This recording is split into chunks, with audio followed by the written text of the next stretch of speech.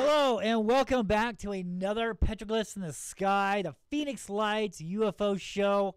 How is everybody doing today? Glad you are here with us. I am your host, Jeff WOOLWINE.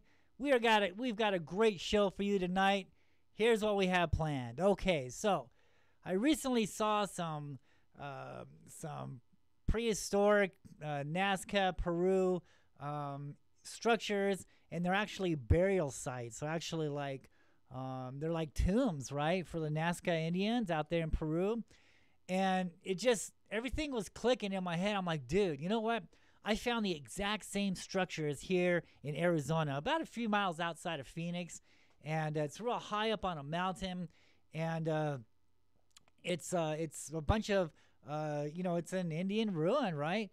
And a lot of people are trying to say that that's just like their houses or whatever. But, to me, when I'm looking at all this, I can tell that this is more than just houses, that this is actually a cemetery, a crypt, if you will, and a Hohokam or Mayan death chambers. And we're going to talk about those here on tonight's show. You know what? Let's turn this down so we won't get interrupted. Alrighty then. Okay, let's see what's going on here. Alrighty then. Everything's going good. Okay, so I am like so ecstatic on, you know what? I wrote this book, right, on the Phoenix Lights and the history of Phoenix and the petroglyphs out there on the South Mountain and around Arizona. Oh, my God, dude. It took me so long to put this together. So much research, so much information into this book, right? And it took me 15 years to put this thing together. So much, hiking South Mountain, understanding the petroglyphs, calling down a Native American who works at one of the Native American Indian museums here in Phoenix, and to teach me the petroglyphs. So everything, that I'm saying now isn't just made up. I mean, this stuff, has always been with us. I'm not saying anything that hasn't been said before. And, being born and raised here in Phoenix and, seeing these things in the sky all my life, it really dawned on me, wait a minute, maybe I should go hunt these things down and find out what's going on in my own city. And so I did in 2004. I ended up seeing the lights on the east side of South Mountain. And from there I went to the mountain, and then I discovered the petroglyphs out there, and it was telling a story. And it was actually, in my mind, because we had this stick figure man looking up at a circular object in the sky. And I'm like, wait a minute, dude, right? We're seeing these circular objects in the sky today, right? There had to be a connection here. So I just, I took it a step further, man. I mean, I just didn't, film UFOs and, post it on the internet. I went a step further. I wanted to find out exactly what was going on here. And I did. And once I did, I was like, dude, this is something completely different than what everybody else is led to believe, and here I had facts, and here I had proof, because I sat by that mountain for so many years, and I watched these things come and go from that mountain, and I go out there to find out some kind of explanation, because I'm at that time, I'm still thinking spaceships and crafts and technology, right? So I go out there where this object supposedly landed on the mountain, and I saw it. My video camera filmed it, right? And I go out there and expecting to see a crop circle or something, right? That proved that the thing landed there, right? And what do I come across? I come across these petroglyphs carved on a boulder. We got spirals. And we got a guy looking up in the sky at the exact same thing that I filmed the day before. I mean, what the hell, man? Petroglyphs in the sky, right? That's it. I'm like, holy cow, So call down the Indian shaman. I said, hey, teach me the petroglyphs, blah, blah. And we went into spirals and the history of Phoenix and the history of the Hohokam and all this stuff, right? And not once is he talking about spaceships. Not once is he talking about crafts, man. He's talking about spirits of the earth and the sky. And when it comes down to the spirals, he's telling me that these spirals are symbols for doorways into the underworld. And he's telling me that these spirals, when they end down, most of the time they're ending in this crack in the stone in which this carving is carved on. He says that's the emergence point. That is the doorway to the underworld. And I'm thinking to myself, you know what? I mean, spaceships, right? Technologies, crafts, right? How can this huge spaceship get into this little cracked doorway into the underworld? It really didn't make sense to me, but I took it all in. I learned. I spent hours with this guy up there on the mountain talking about the giants, talking about the spirals, the lizard people. And then he's not talking about spaceships, man. He's talking about something completely different. He even points out this one petroglyph panel where it's a group of Native Americans, Hohokam, and they're all looking up, waving up into the sky, and they're holding hands. It's a petroglyph. It's a carving of these stick figures, and they're holding each other's hands, and one hand is up there. They're waving to something in the sky, and there's something in the middle, right? They're holding something in the middle, and it kind of looks like a cane, you know, like this cane, but not quite a cane. He looks at me and he points at this cane-looking thing, this curved carving that everyone's hanging on to. He says, that's the spirit. That's it. That's the spirit. That little curved-looking thing is the spirit, is what's here on South Mountain. I'm like, what? Okay. Still, you know, confused, but that's what he's talking about, right? And it really didn't hit me. It didn't dawn on me on what he was really talking about until I saw it for myself, right? And I saw this cane-looking thing come out of South Mountain in Phoenix, Arizona, climb to the sky, and you know what? It kind of shape-shifted. It changed shape, because that's what they're telling us, right? That's what they've been saying all along, that they're shape-shifting entities, or shape-shifting creatures, shape-shifting. Well, this thing was shape-shifting, and what it shape-shifted to? A serpent, like a snake, right? I mean, total stuff out of Quetzalcoatl, man. This flying serpent comes out of out of South Mountain, climbs to the height of the sky, about 1,000 feet, comes over to my apartment, because I'm up on the second floor, and I'm overlooking the east side of South Mountain, about, give or take, a mile away. And the thing goes up in the sky and comes right over to me. Now, this time, like, they know. These things know that I'm watching them, right? And this thing's right there above my windowsill. Right above my windowsill. I'm on the second floor, east side, South Mountain. And here is this flying-looking red and black snake right above me. And I'm filming this thing. And the more and more I'm watching it, right, the more and more like, dude, wait a minute. Let's hold the phone. Let's take a step back here. Wait a minute. So everybody's trying to tell me that these are spaceships. Everybody's trying to tell me these are crafts. Well, that's not a craft up there, man. That damn thing's alive, right? It's moving. It's shape-shifting. It's looking at me. It's looking at everybody driving around on the cars. The damn thing's alive, dude. I mean, you can't get over this. I mean, you just can't say that that is some kind of spaceship, dude. I'm sorry, dude. That damn thing was alive. The more and more I saw these things coming and going from South Mountain in the 3-year period that I watched that mountain, man, my whole outlook on everything, dude, totally changed. I'm like, and even the Phoenix lights, when I was watching those lights out there, I didn't see no spaceships. I didn't see no crafts, right? I mean, sure, they made a pyramid. They made a pyramid formation out there on the east side of South Mountain above a power plant that's burrowed down into the fault line of South Mountain, and we'll get into that probably later.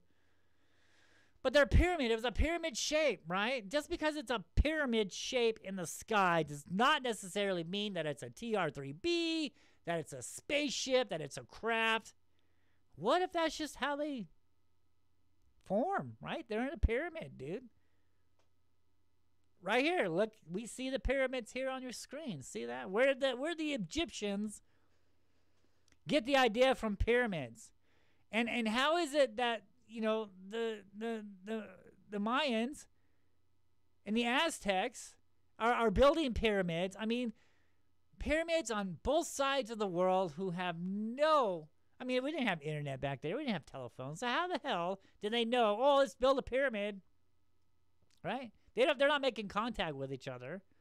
They're on both sides of the world. But yet these same tribes are erecting pyramids. Why?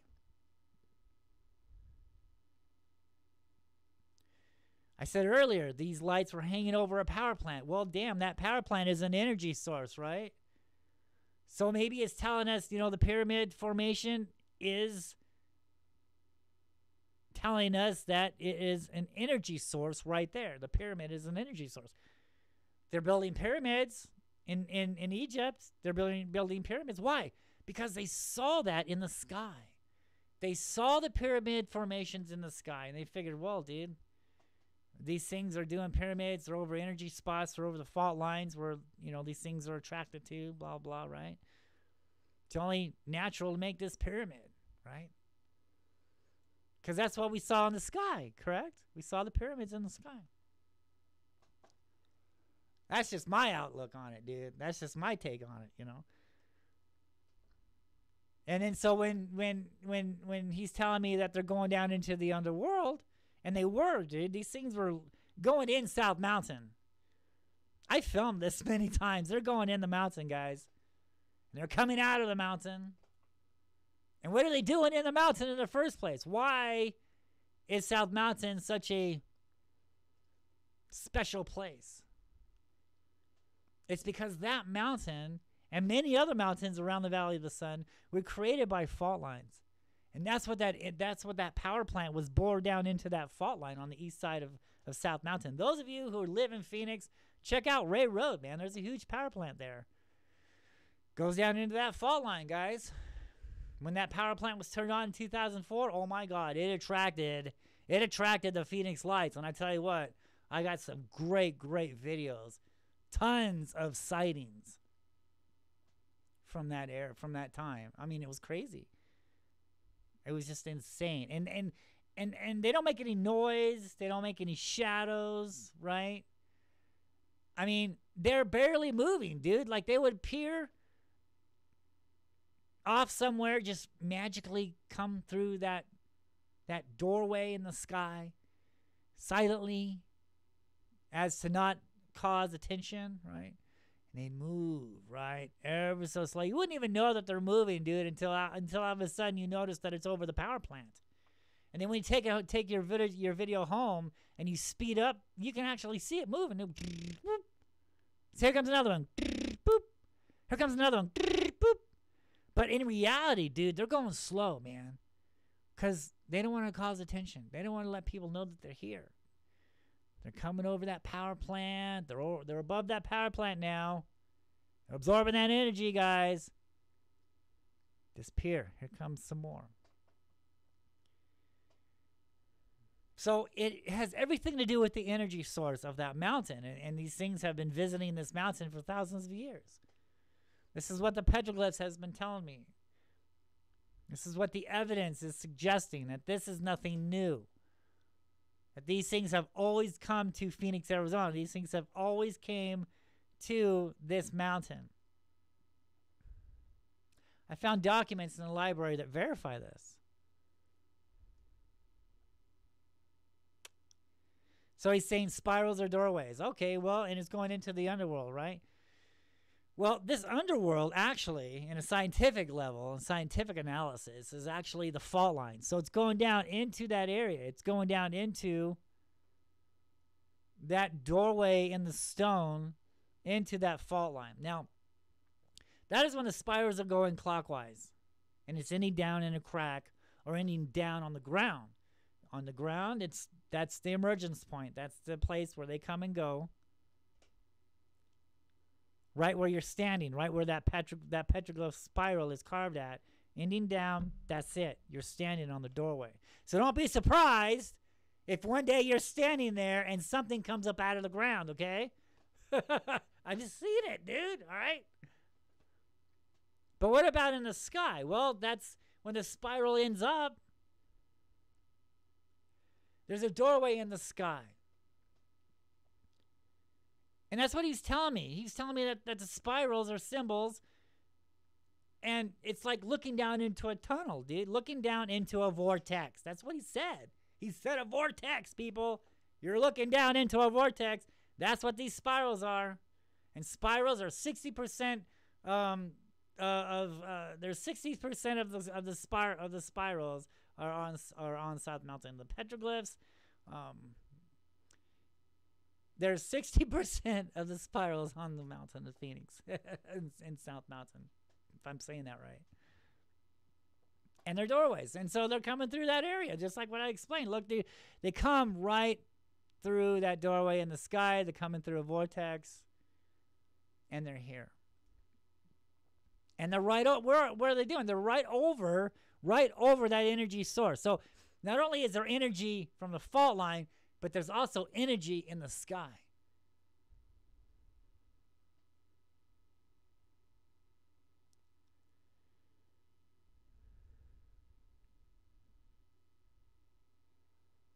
I think Tesla was proving that years ago, right? When he shot that rod up there and he was collecting all this energy. Matter of fact, remember Art Bell, the Art Bell show on Coast to Coast AM? Well, you know, he was out there in the middle of the desert, right? And he had this huge antenna, okay, going up into the sky to broadcast his radio show. I've read journals, I've read reports that sometimes when he's plugging in that antenna, he would get a shock. Why would he get a shock from an antenna? Because the antenna is collecting energy that's right there above him, right in the sky. He's patched into an energy source. So when he plugs in that antenna, he's getting a little shock. I've been saying for years, ever since like 2005, 2006, when I first understood the energy pattern here and the fault lines and these things are attracted to these energy sources. And I've been saying this, you know, for years, right? And I haven't changed my story, not once, dude. Ever since 2005. And my information's out there on the internet. Everybody, you know, pretty much knows my research, this and that, blah, blah. And so I was intrigued when Skinwalker Ranch was doing an episode in which they were trying to test the theory, testing my theory, if there was energy in the skies above Skinwalker Ranch. Now, there are petroglyphs on the mountains around Skinwalker Ranch, okay, and that's a fault line there, and the petroglyphs are the exact same type of story that's on South Mountain, on all these other sacred mountains. It's the same story. So this is the reason why Skinwalker Ranch is getting these lights and orbs in that general area, is because of the mountains around Skinwalker Ranch are the fault lines, and that's the sacred mountains. So this was season 1, episode 4, if you guys want to look into this. So I was intrigued. You know, they're testing my theory. They're building a rocket. They're putting sensors in the rocket, and they're shooting it up in the sky and to see if there's any energy up there. Well, when they did that, what was waiting for them when the rocket got up there, right? But a light orb, a light UFO orb in the sky at the exact same time. It was perfect. Couldn't get perfect than that. Shot that rocket up, check out that energy, boom, there's that damn light, right? There's the UFO, man. And the readings, they're getting all these readings on their computers, and they're like, oh yeah, there is energy up there. And they're saying, it's possible that craft is making the energy. Oh, that just kind of, I turned off the show then. I did, man. Come on, you guys. You guys are so way on out in left field. It's pathetic. It's not there making the energy. It's there because of the energy. Oh, and let me give you another secret. It's not a spaceship, guys. It's not a craft, people. It's a living creature. It's a living entity. You know, I mean, look at the fireflies, right? Look at the lightning bugs, right? They light up, right? That's how they were created. That's how they were made. And this is what these lights are made out of. These lights are orange, amber, the plasma, they're energy, right? When you look at the Phoenix lights, when you zoom in on the video and you look, man, it's pulsating. There's, you know, it's crazy. There's energy there. There's plasma, right? It's sucking up that energy, right? And that's what it's doing. That's just them. And studying this stuff and seeing it for so many years on South Mountain and witnessing what's going on out there, man, I tell you what, on my website and my videos, man, my wife and I was out there on South Mountain and this light appeared in the sky, okay? And out come forth this light, a black looking thing. And my wife's got binoculars and she's like, it's a serpent. It's a snake. It's a snake.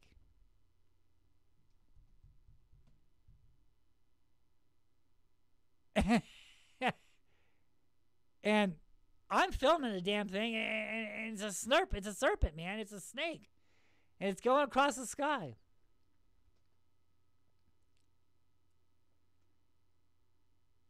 And then it changes. It morphs. It changes. And now it looks like a stick figure man, and it looks like he's got two antennas sticking out of his head. I don't know. That's what it looked like. Look exactly like some of the petroglyphs on the mountains out there. Perfect, dude. Went over the mountain, over the skyline, until it disappeared.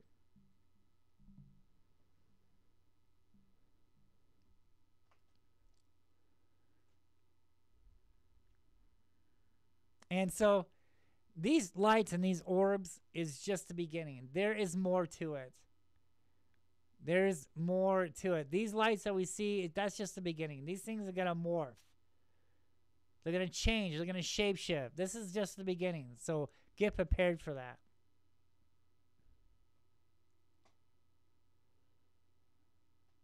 Do I think crafts are real? Sure. I think crafts are real. I think it's very possible that there's another living civilization out there. I mean, look at it, dude. The scientists have found 7, maybe 8 now Earth-like planets, Class M planets, oxygen, nitrogen, that could hold life beyond our solar system.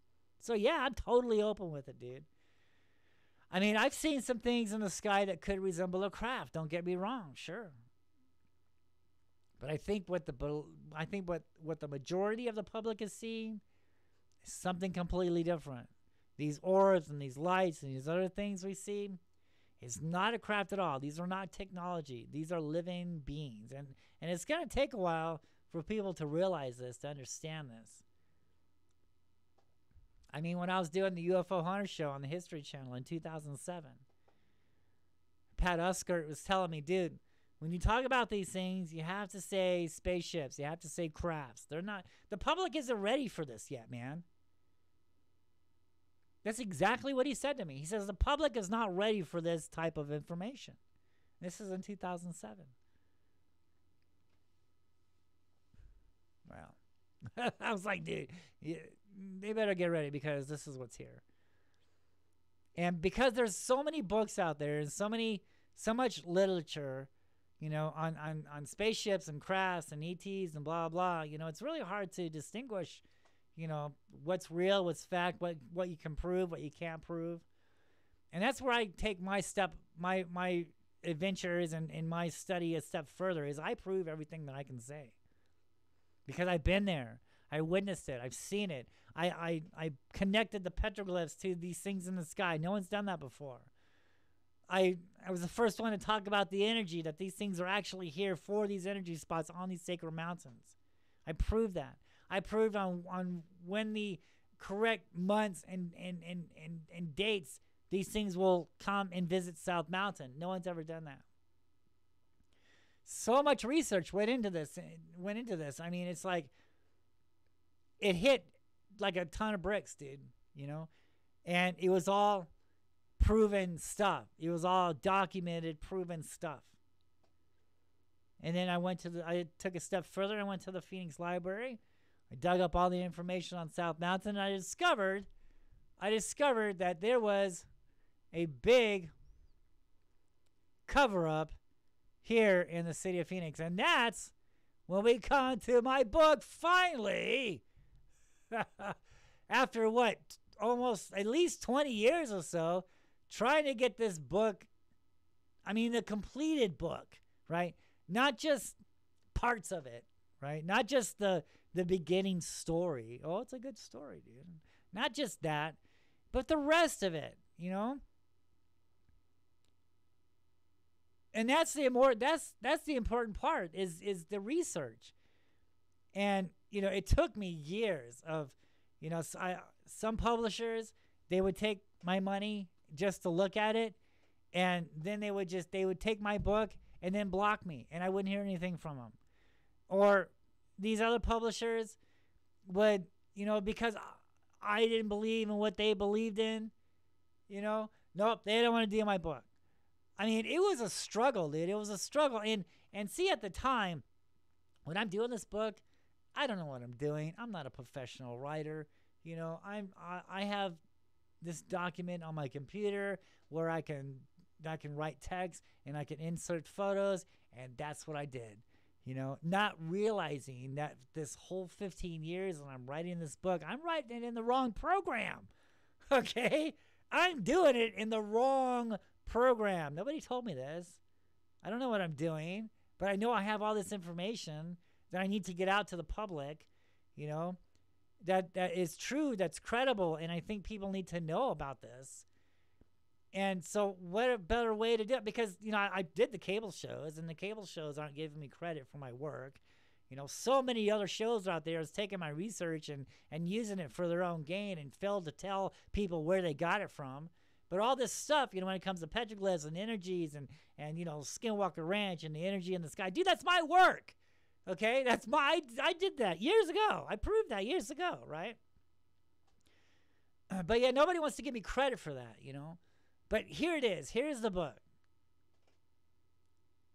Everything. And so these publishers I had such a hard time with. And I finally found these ones, and all they wanted to do was do the first half of the book. Do the story. Which is all fine and good. That's great. But you know what? There's more to it, dude. How? You're not telling the people how I got this information. Yes, the story adventure is great. It takes John and the reader through this magical walk-through history of South Mountain and the real history of Phoenix, blah, blah. You know, it's a really neat story. It's great. I wrote it as a movie. It's meant to be a movie.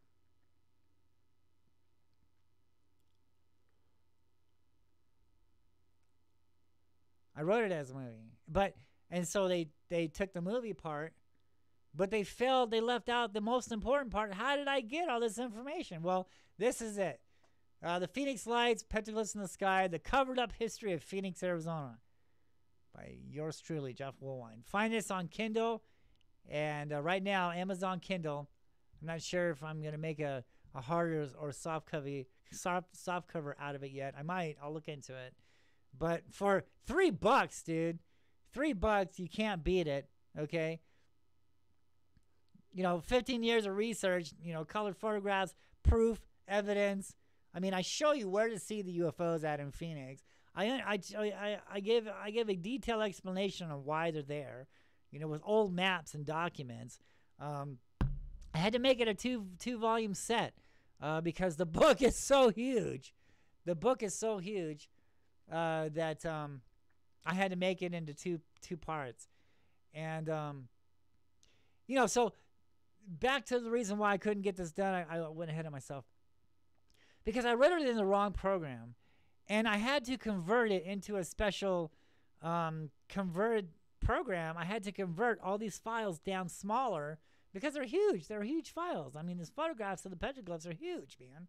you know, and I couldn't upload it. So, and back then, there were no free websites to convert these files down to publish it on an ebook or to do self-publishing. You either wrote your book in the correct program or you're screwed. Okay, and that's it. You can't do anything with that book but rely on somebody else to do it for you that has the money, that has the programs, you know, to do that for you. Because I'm on a limited income. You know, I don't have the money to go off and spend, you know, hundreds and hundreds of dollars on a program, you know, that will do this, you know, because I'm not making any money off of this. You know, this is all, you know, I mean, geez, you know. So I had to find somebody else that would help me do it. Because at the time, converting files down wasn't made available to the public. Well, now it is. I finally realized that it is now within the last few years. So that's what I did. I converted all these files down finally so I could upload it on Kindle and get this information to you guys. And that's what it is. That's where, I mean, geez, like 20 years at least, you know, trying to get this information to you. And here it is. And each book is only $3, and you can't beat it. So go out there and pick up your copy today. It's the unedited version, okay? So don't think that this is some kind of, you know, professional layout, professional writing, blah, blah, blah. I'm not a writer, okay? I'm an investigator. I'm a historian, okay? I did the best I could to explain what's out there, you know? So don't expect that it's going to be some kind of, you know, great manuscript. It is an information manuscript. That's what it's all about. It's about the story, getting it into you, and to show you what's on South Mountain. The stuff that the archaeologist hasn't been talking about. The stuff that I proved through the photographs and the information that's, you know, that I've been digging up. That's what it's all about. You know, it's not about writing and spelling and grammar and all this shit. No, dude, who cares about that, dude? It's about getting this information to you and understanding what's really here, because no one else has done that before. All these other sky watchers out here in Phoenix, all these film these things, but they never, I mean, my God, dude, it took, in 2005, excuse me, you know, from 1997, when the famous March 13th lights occurred till 2005, nobody was talking about the petroglyphs. Nobody was talking about what the Indians thought about these things in the sky. I was the one that brought all this stuff to the attention. I was the first one to do this. Alrighty then, let's get this out of the way. So check it out. Very happy that book is finally out and available to you guys. Okay, one other thing. So if you guys like ghost hunting and things like that, check out Haunted Encounter Adventures. Let's move this up so everybody can see it. There we go. Haunted Encounter Adventures. Find us on Facebook. Find us on YouTube. And so my wife and I, we just go off and we investigate haunted locations. And, you know, my videos are a little bit different. I'm just not sitting in the dark with a ghost, you know, app, you know, talking to spirits. No, this is something completely different. This is, you know, good film, good evidence, good. It talks about the history of the locations. It's like a little short movie. All right, it's what I made these videos out of. You know, we have the history, the locations, we have the great video, we have the great editing and sound effects and music, and it's all put in, you know, and the ghost hunts and the evidence of that this place is haunted. You know, so this is a step further than what everybody else is doing. Okay, again, you know, I take my stuff to the next level, dude. I just don't throw my stuff out there. Oh, this is a cool ghost video. Oh, EVP. It's just something completely different. All right, so check it out, Haunted Encounter Adventures, and stop by, say hi, subscribe to our YouTube channel. Make sure you subscribe not only to the Phoenix Slides, Petroglyphs in the Sky YouTube channel, but also Haunted Encounter Adventures. Okay, let's get on with this. All right, let's take a look at the Nazca, Peru on these burial chambers, if you will. Now look at this. This is Let's move this arrow up. Move to the top. Okay, look at this. This is in Peru. All right, this is a burial chamber. What's left of one anyway. Here's the door, right? Here's the other door right there, right? Okay. So examine that. Let's take a good close look at this. Look how it's structured. Look at the doors. Here's another door here. Okay. I might have to put this aside for later. Let's put that over there. Okay, so, and when the archaeologists found the mummies,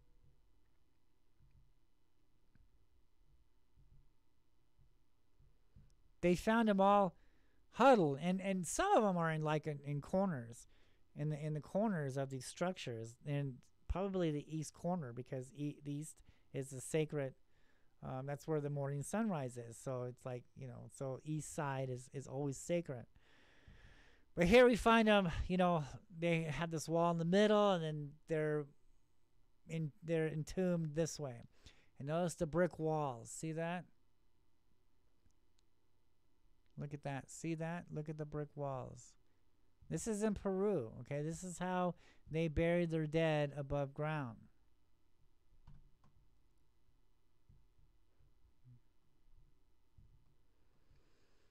Here's another picture. Examine this. Take a look at this. Isn't that neat? Look. Here's the doorway, if you will. And this actually looks like this was underground. So you can see there's more rock art. There's more rocks here that have been made into a wall. And probably this was underground at one time, but there was more to the structure, you can tell. And here we have some heads. Look at that. Isn't that interesting? We have some skulls there. And where is it at? It's on the east. These were probably sacrificing victims for this individual here. That's what these skulls probably are representing, is these were sacrificed.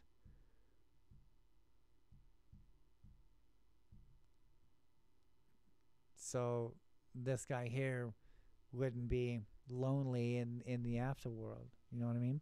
So this is like a tribute. So they killed all these people for this guy. They sacrificed these guys. And they placed their heads along with them in this chamber, in this tomb. Is that crazy or what? That's the way it was back in the day.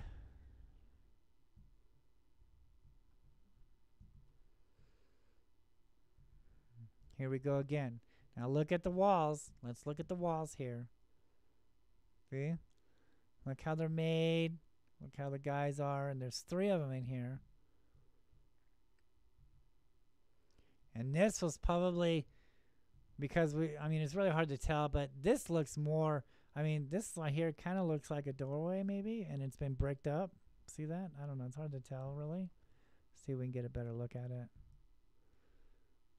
Yeah, it's really hard to tell. Maybe that was a door at one time. I don't know. It's hard to tell. But, I believe it looks like that this is above ground. Okay, so these were things that wasn't buried but above ground.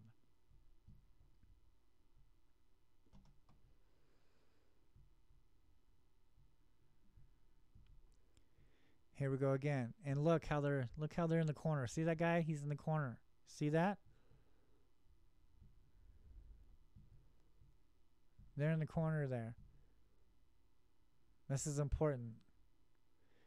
And it's more likely the east. They were entombed that way.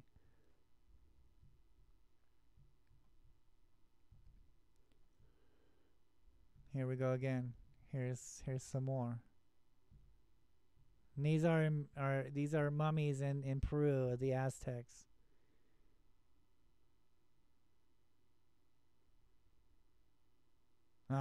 Excuse me. In Peru. But look at the walls here. See? Okay. So keep that fresh in your mind. Now, one day, while coming out of Phoenix, we saw these structures, and a lot of these things we found on Google Earth. Okay, so we see something and then we trace it down. We get the coordinates and then we check it out on YouTube. And when we did, we found a structure high up on this hill. And this is high. I mean, this is high up on the hill. All right, this is really, really high up on the hill. I mean, because this is a photograph taken at the bottom. So you're looking at the very bottom. And so we hiked all the way up there, all the way up until we reached this peak.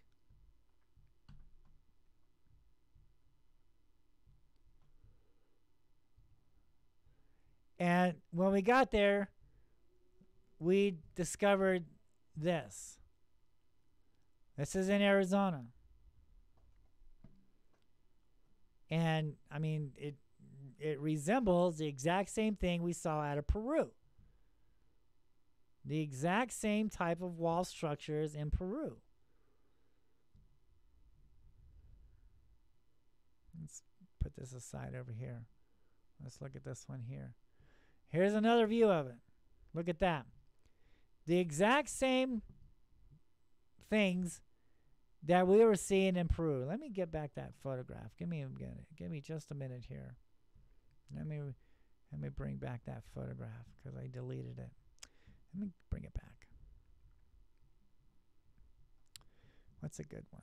Oh, this is a good one. So we have on the right side of your screen, we have what the Peru structures look like, and now on the left side of the screen, we have what? Where's my arrow at? Where's my arrow? Where's my arrow? We have what? There it is. And you love live television. So on the left side, we see what we discovered high up on that hill. And on the right, we have what's found in Peru.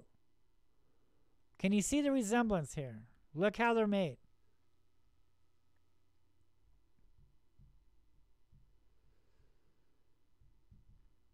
See that? And look at the evidence over here. Of course, this right here is a little bit more like put together well, I guess you could say. I mean, look. I mean, these are like perfectly cut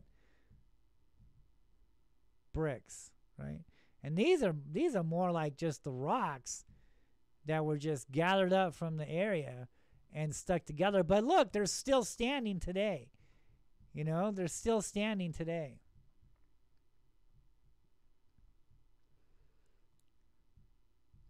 Look at this. See that? They're still there today. So whatever they were doing, it worked.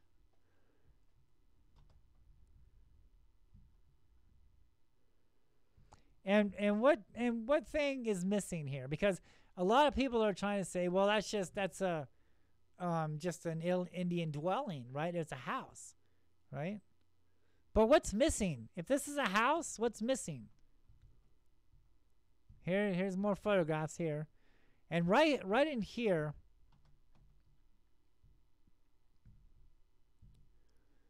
would be where the mummy was placed at. Right here.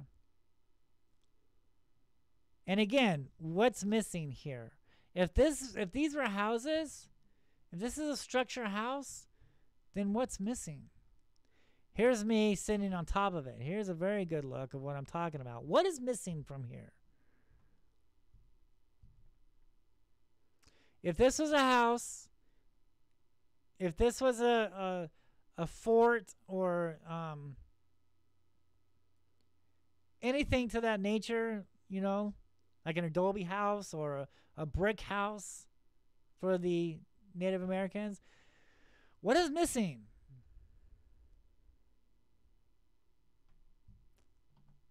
I'm going to show you here in a minute. Let me get some of these out of the way here.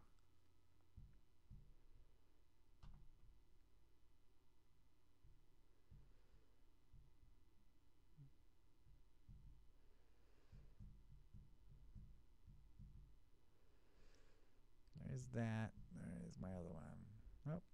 Where's my other one? Okay, here we go. This is what I'm talking about. Okay, so I mean, the archaeologists, they're going to tell you, well, this is a structure. This is one of their homes. Okay, well, let's look at one of the homes in Peru. And what do we see here? Let's move that up. What do we see? Let's go ahead and enlarge this, get you guys a better look here. All right, this is one of the structures up there on that mountain in Peru. It's real famous. Y'all know what I'm talking about. So what's missing in this one over here? Maybe I can bring it up for you. Let's see if I can without messing things up. Move to the top. Okay. What's missing? We have the wall here, and we have a wall here. And we know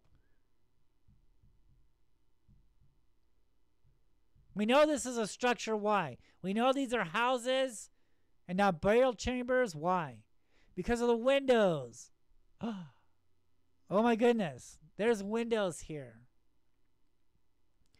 That is one giveaway that this is a house. This is not a burial chamber. It's not a place to hold the dead. This is. What's on top of this mountain here in Arizona, right outside of Phoenix, is. Because there is no, anyone, windows. There's no windows. This was a structure for a house, especially high up on a mountain, especially from their enemies, right? Because they want to keep tracks on who's coming up, so they're gonna make windows, dude, to shoot their arrows out, to see who's coming. But yet we see no windows here. This is how we know that this is a burial chamber. This is a prehistoric crypt. Ancient mummy bodies were found here. This is a burial ground. Oh, you know what? Another thing too is that whole ground up there is soft dirt. It's soft, all right? And that's not a good thing, man. You're walking on soft dirt up there, right? And you know it's a burial chamber over there, but what are you walking on the dirt that's so soft? That's the people that wasn't. It could have been the sacrifices that were buried there. That's why all that soft dirt was there, because there were people buried on that hill, probably sacrificed victims to the ones who were entombed in this chamber high up on the hill. This is how we know that it is not just a regular Indian house, but something a little bit more important, I guess you could say.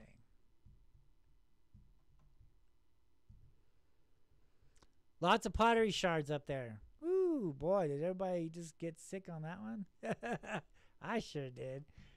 Love live television. Okay, lots of pottery shards. And why are there shards up there? Why are the pots being broken up?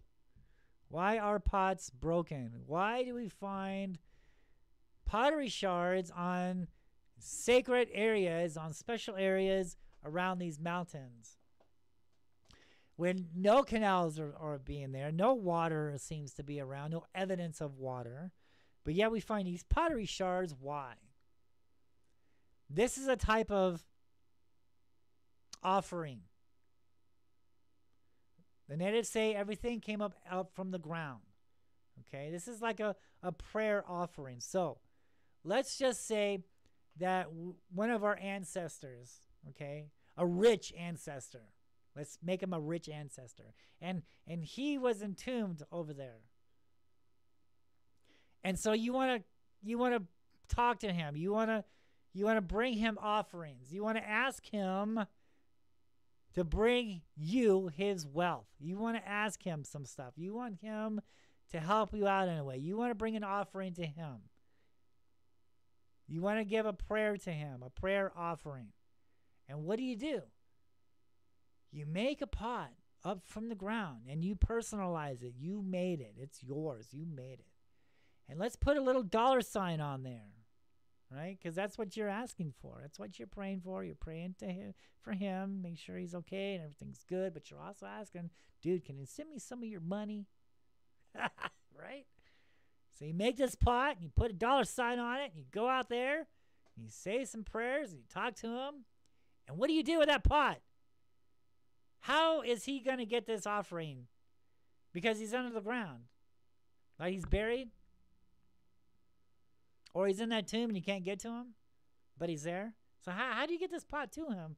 How do you get the offering to him? Well, everything is made up from the ground and everything will return to the ground. And so you say your offerings, you say your prayer, and you break that pot. You break that pot because your prayers and your offerings in time will go and return to the earth along with your prayer offerings. That's why we see so many pottery shards. These are prayer offerings.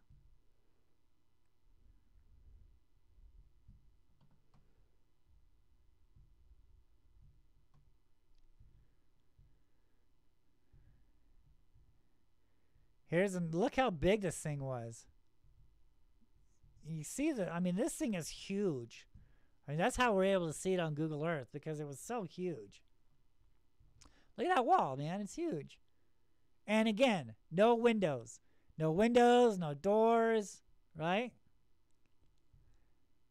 So, something happened. Who knows? Maybe there was a wood structure roof, and that deteriorated away over time. And that's how this area was discovered, or the mummies were taken out by the archaeologists. Because, it would have to be some kind of wood structure, from the trees, things like that. And, that wouldn't last very long through the elements of time. But these stone bricks would, these blocks would, these rocks made in a wall, sure, that would last. And it still sits there today. It's been there for at least anywhere from 600 to 900 years old, maybe even longer, right? Maybe even longer. Hard to tell. Petroglyphs. Petroglyphs were found right there. Look at that there. You see the cross there? Let's zoom in on this. Now, this cross, those of you who have seen this before on some of the Aztec temples and some of the Mayan walls, there's a cross there, right? There's this cross there. I'm going to give you a secret. So not only the Hohokams were here in the valley, and Hohokam is a Pima word for the people who are gone, the people who are missing, the people who got taken away, because we don't know what happened to these people. All right. So not only the Hohokam Indians were there, but also the Mayans were there. And this is evidence here of their carvings, of their petroglyph, of this cross. Now look at this here. So if you want to show, even today, when we want to show something in flight, when we draw something, and we're trying to tell the people who are looking at your art that it's flying, we put these lines, right? Like these lines that it's flying through the sky. Well, that's exactly what's going on here. So this artist is telling us that this thing was flying in the sky. Okay? Let me see if I can find, I have another petroglyph of this. Let me find it real quick. Here we go. Here's another one.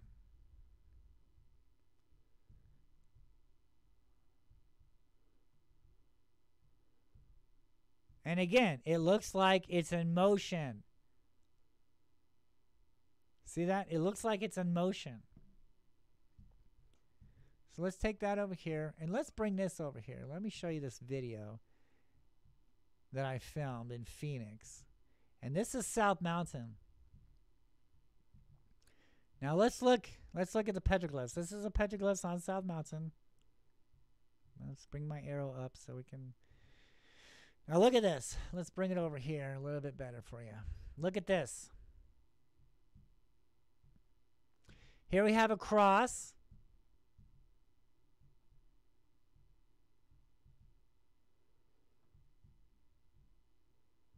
The exact same type of cross. Exact same type of cross. And we have a guy, right? We have a guy touching this cross, right? With his hand up in the sky, man, he's waving. And it actually looks like there could be something in this cross, maybe. There's a little head, could be a head. Maybe there's a stick figure guy in there, hard to tell, right? And what is he trying to tell you here? What is he trying to tell you? Let's go ahead and move this frame a little bit more. Now, this right here is a sign. It's interesting because this is on Central in Phoenix, Arizona. Now, the road Central, when you follow Central all the way south, when you get on the road Central, it takes you all the way to South Mountain. You take Central Avenue, you will drive, and you go south, you'll drive right into that mountain, right into South Mountain. And these signs are downtown. This art is downtown. Now let's examine it. Let's take a closer look at this. So here we have the cross. We have the cross because there's the opening, so we know this is a cross, right? And we have an orb. Look at its circle. It's a circle. This art isn't a square. This art isn't anything else, but it's a circle, and it's meant to be a circle because that's what the artist was trying to tell you, that this is an orb, right? And inside of it is a cross, right? Now look at the detail inside of it. Let's look more at the story here. We have a spiral, okay? And it's connecting to this guy here. And it looks like, look at this, it's a bow tie formation. I've seen many bow ties, barbell, UFO formations in the sky above South Mountain, okay? And that's what he's representing here. Oh, and what's this here? What does his head resemble?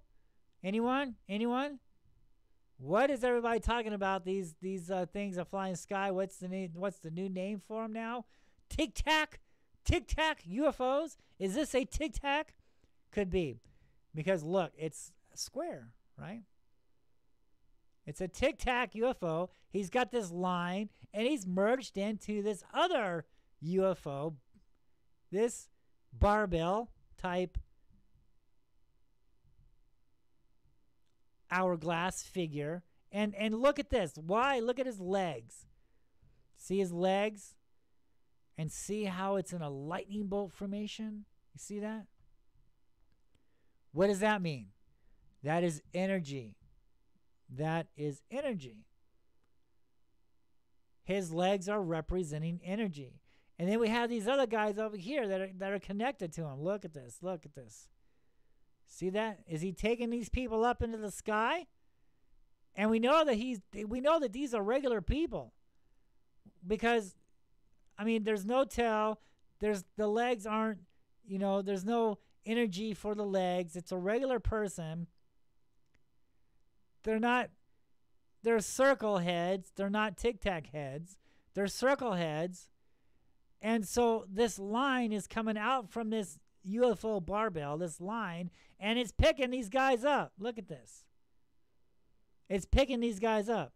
Here's a spiral. This guy's connected into this doorway over here, and he's connected to the mountain. See that? He's connected to the mountain. We have another spiral over here, and it's a diamond. It's a diamond spiral, represent these diamond UFOs that we see in the sky.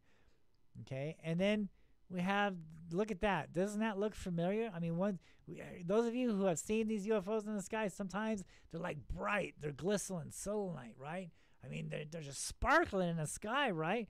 Well, there he goes. And look at the canyon. See the canyon? The canyon is the emergence point. And he's telling you that the doorway is the mountain. And here we have some crosses above the mountain in the sky.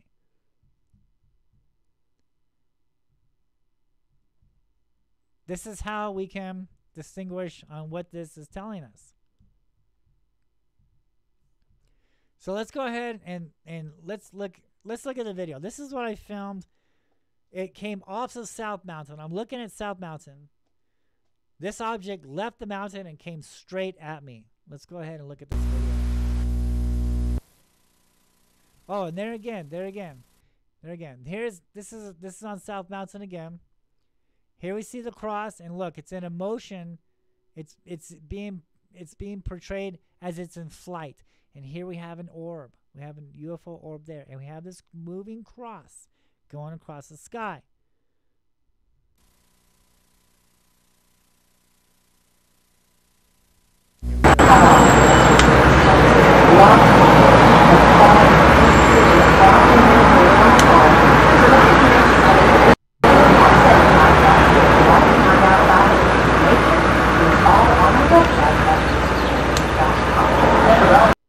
Let's stop it there. Look at this.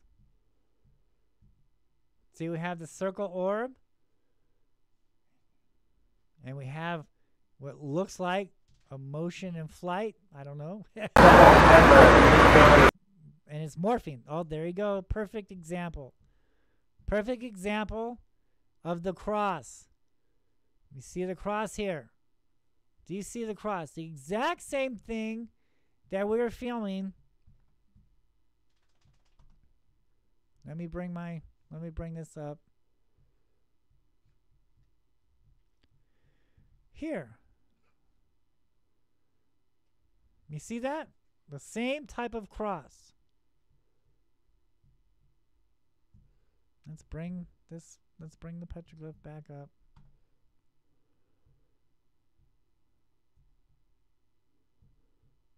Here we go again. Here's the petroglyph that was out there on the burial chambers out there outside of Phoenix. We can see the cross.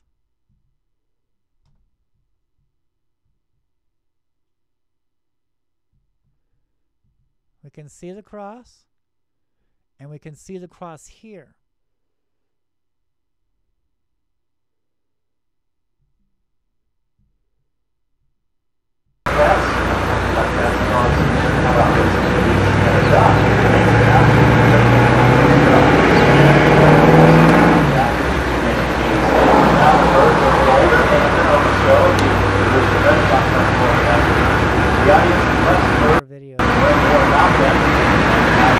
Look, we're going to pause it again. Look at that. See that?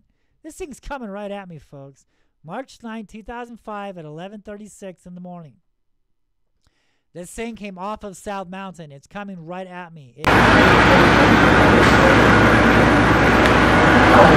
Trouble keeping the thing. It's going in a straight line, and that's me with the camera moving around. Because I'm in awe what I'm seeing, what's coming at me. But I'm holding my ground.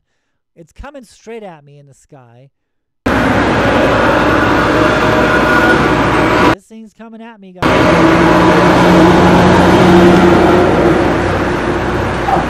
At this thing coming at me. And, I mean, come on now. Now, this is not a balloon. Balloons don't look like this. There's no way. Their balloons just don't look, so that's just not credible theory at all. And look, it just went over the window. Now here's some still photographs of what it was doing. Here's that cross again.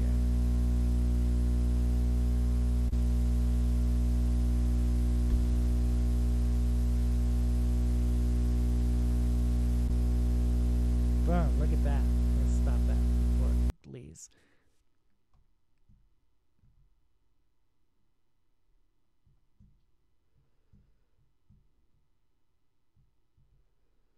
So this is the object here, and this is my windowsill right there. See that? It went right over my apartment. And it just didn't keep going. It just didn't keep going. It came at me. It just didn't keep going. It It went over the windowsill, and then I stuck my head out of the window, and it went straight up. Right above me. It went straight up. It came up the mountain, came right at me.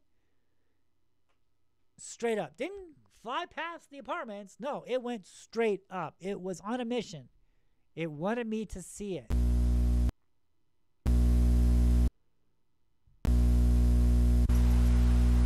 See this video one more time.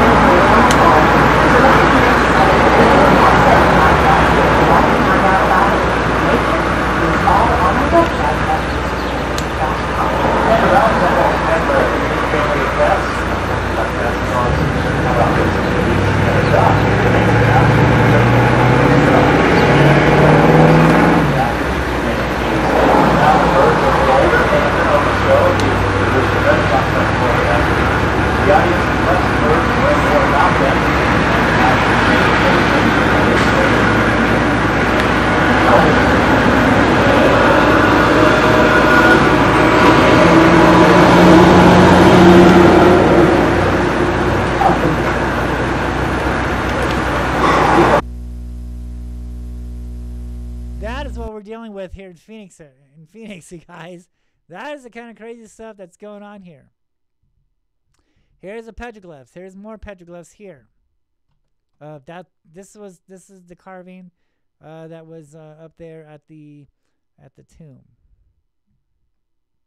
And we have spirals, right? It looks like a spiral, and then we have a foot. Now there's a lot of petroglyphs out there where you see hands and feet, and the interpretation of that is the spirit is walking out of the emergence point. It's walking out of the doorway. That's what the hands are representing. That's what the feet are representing. Is they're walking up out of the emergence point. And of course, a lot of other people would argue that this is possibly Bigfoot. Some petroglyphs do depict Bigfoot, Sasquatch. Other petroglyphs, when you see spirals like this, a type of spiral, and you see the foot, then we have another look at that Tic Tac, and he's got a line there.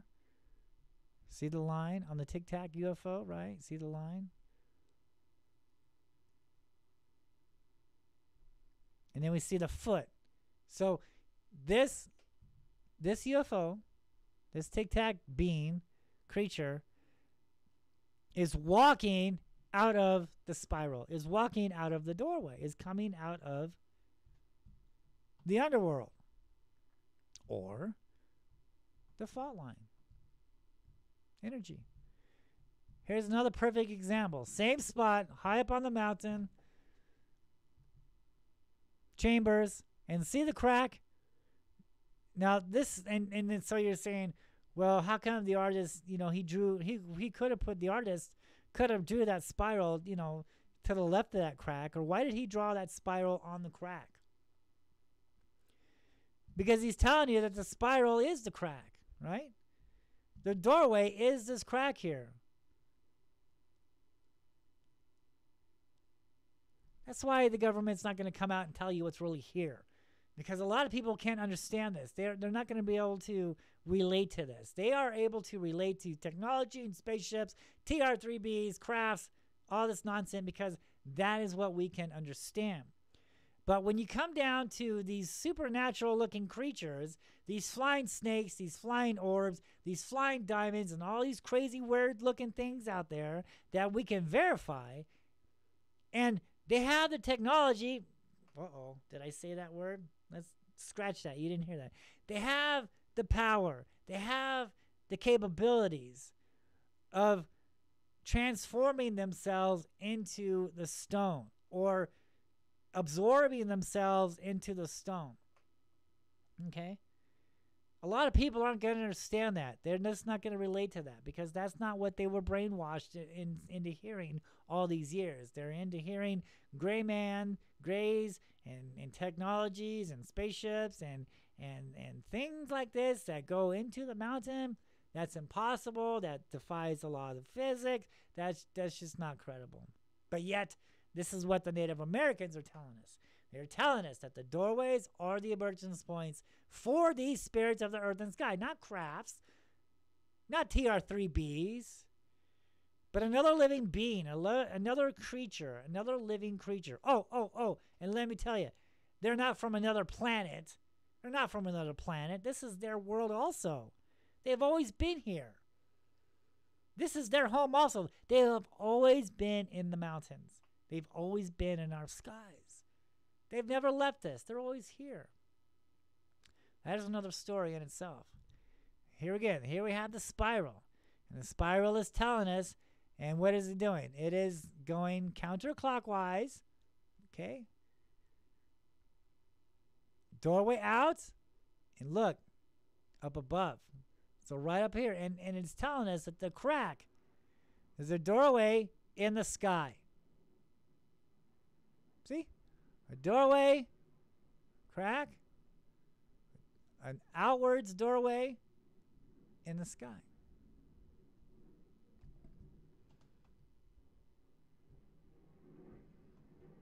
See if I got another one here.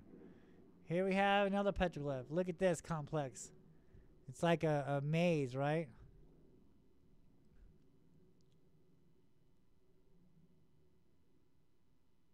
It's really hard to interpret this one. It could be on what's under this burial chamber. These could be tunnels, right, to other burial chambers. It could be a map. It's not really a spiral, or it could be one of them things in the skies. It could be a spirit being, and this is the way it looks like. Because all these abstract drawings and weird anthropomorphs, the archaeologist likes to call these art, the rock art, the anthropomorphs. It could be, maybe that's what it is. It could be an anthropomorph that was seen and recorded in the sky. Because that's what this rock art is. It's prehistoric photographs of what they witnessed. They didn't have video cameras back then. They didn't have cameras. They didn't have cell phone cameras. They had stone boulders to record special events in the areas of where the event took place at. This is why we find petroglyphs on one side of the mountain, but no petroglyphs on the other side of the mountain. It's because on that side of the mountain, nothing happened. The event on what is written and recorded in history is over here. And this is what happened in this area. It's a written document of what happened, of what occurred right where you're standing, where this petroglyph is. When you look at these glyphs, you have to look at the whole landscape because the artist is putting the landscape in with the art. For instance, when you see these petroglyphs that are high up on a hill, high up on a cliff dwelling, and it looks like the artist, was risking his life to carve that thing up there, why? Why would he do that? Why would he risk his life to carve something such on a high cliff? It's because he's telling you. He didn't have a video camera saying, I saw something in the sky right here. But he's using the mountain, he's using the cliff as a camera, as a pre-recorded document of what he saw. And he saw it in the sky. So naturally, he's going to carve it in the sky. And he's telling you, you need to look up to understand what I'm talking about, what I'm trying to tell you here. I saw something in the sky. So that's why I carved it up there. This is how you understand the petroglyphs. Looks like I have one more photograph. Oh yeah, this is really, really cool. Look at this. I found this and it was buried. It was buried. And all I saw was like, when I first saw it, all this was just sticking out. And it looked cut to me. I'm a good archaeologist, dude. I can spot stuff a mile away. And when I found this, it was all buried under the dirt, except for like some of it. And then I noticed that it was cut. So I took the time and I dug it all out. And I soon realized that this was a counterweight. See the hole there? How they cut a hole? So they used this as a counterweight to lift these blocks up on this hill. I think I have another photograph here. Let me get it. Yeah. Here's another photograph. Isn't that cool? And it's really heavy. It's really heavy. And it's been sitting there ever since the structure was made. And this was part of the tools that they used to construct that burial chamber full of bricks, full of rock bricks. Is they used this counterweight to hoist those bricks up in the sky. Okay, looks like that will do it for tonight's show. Thank you guys so much for joining me, checking it out. Make sure you check out the Phoenix Lights, Petroglyphs in the Sky, and don't you love live television? Because everything seems to disappear on you. And thank you guys so much for joining. Check out the Phoenix Lights, Petroglyphs in the Sky YouTube channel. Find us on Facebook. Don't forget. Oh my God. Did you just get dizzy on that? I did. Let's move this over here. Let's get rid of that and get ready to end the show. Let's move this down here. All right, then. And then let's not forget the new book that's finally available. If I can find it again. It looks like it disappeared on me. Okay, we'll have to find that later. Let's see. There's that one. And my other book is gone. Okay, so the Phoenix Lights, Petroglyphs in the Sky. Find us on YouTube. Find us on Facebook. Come by, stop by, say hi, and we will see you guys next time. Thank you guys so much for watching. See ya.